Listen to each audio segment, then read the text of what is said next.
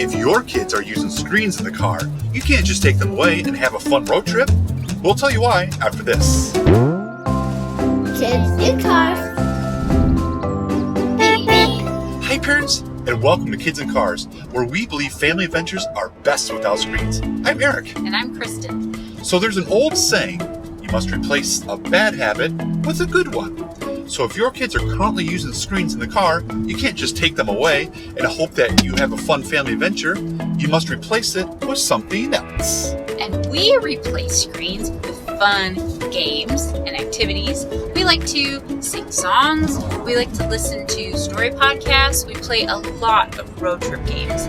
We also like to just talk to our kids. We've made screen-free such a habit that our kids don't remember having screens in the car and they never ask to use them.